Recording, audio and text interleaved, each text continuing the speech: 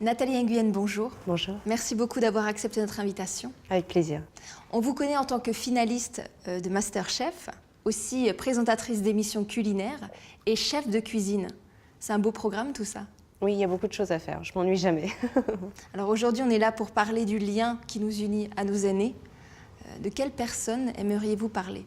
Alors, j'ai envie de parler de ma maman. C'est assez particulier parce que, est-ce qu'on peut l'appeler comme une personne âgée ? Je ne sais pas tellement. Elle a 33 ans de plus que moi, exactement. Mais ma maman est décédée très récemment d'un cancer. Elle est partie il y a même pas 2 mois. Et dans ce qui l'a emporté, ce cancer, j'ai vu ma mère vieillir en l'espace d'1 année. Ma maman, il y a 1 an, on partait en vacances ensemble, elle allait très bien. Et en fait, dans ce très court instant, je l'ai vue vivre toutes les étapes d'une personne qui vieillit en une vingtaine d'années. Comment ça s'est passé ? Comment est-ce que vous l'avez accompagnée ? Je l'ai accompagnée un maximum parce que j'ai mis finalement ma vie entre parenthèses.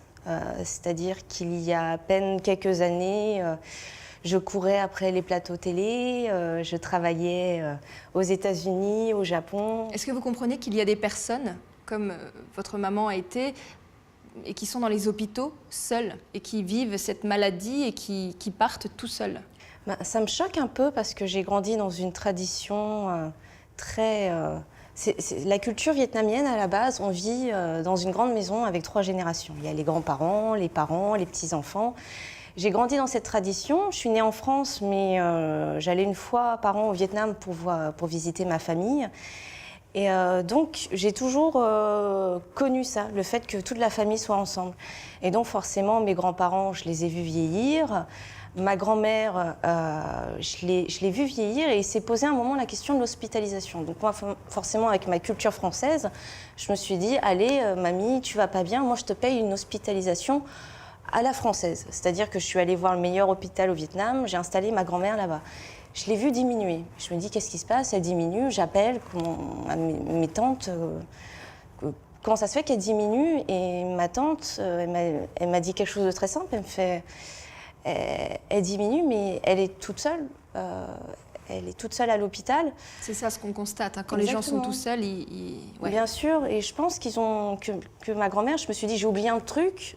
J'ai voulu qu'elle soit bien, mais j'ai oublié l'essentiel, j'ai oublié l'amour.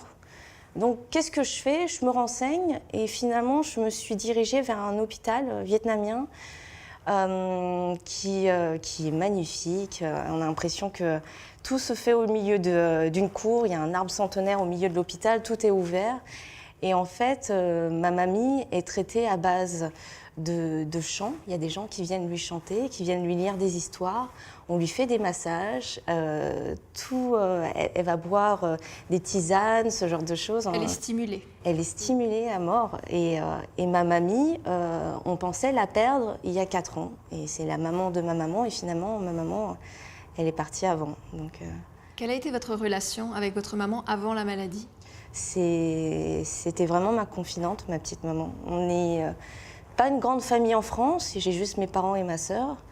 Donc, on a une attache familiale qui est très, très importante. Mais vu qu'on est un peu isolés, on était vraiment très, très proches.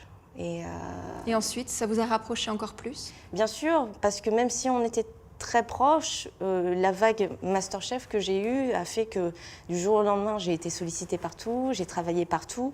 Donc j'avoue qu'à un moment, je me suis dit, bon, je travaille à mort et puis j'offrirai de belles vacances à mes parents.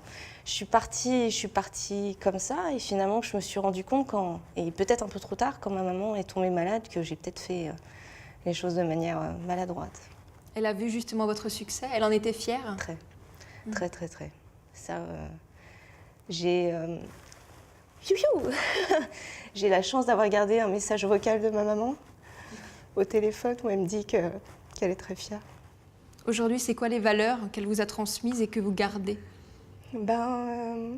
C'est le côté, justement, le côté famille, le fait qu'il faut avant tout profiter des siens. Et ma petite maman, quand j'ai compris qu'il lui restait très peu de temps à vivre, je me suis dit, il faut absolument que je lui fasse un dernier cadeau avant qu'elle parte. Et du coup, je suis tombée enceinte.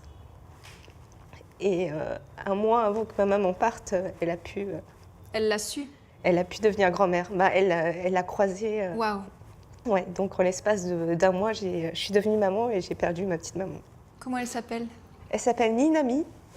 C'est un prénom composé parce que le papa s'appelle Nicolas et moi Nathalie, donc Nina, et Mi qui veut dire belle en vietnamien. Donc l'héritage de nos deux familles. Alors j'ai encore une dernière question. À quel moment de la journée vous pensez à votre maman? C'est quoi le truc qui fait? Je pense que ça nous lâche jamais et ça me lâchera jamais. Et parce que j'ai envie de continuer à vivre avec elle. Et ma petite fille, aujourd'hui, elle représente complètement ma maman. Et c'est génial parce qu'elle lui ressemble tellement. Et tant que j'aurai le bonheur de voir ma fille et de croiser son regard, ma maman sera toujours là.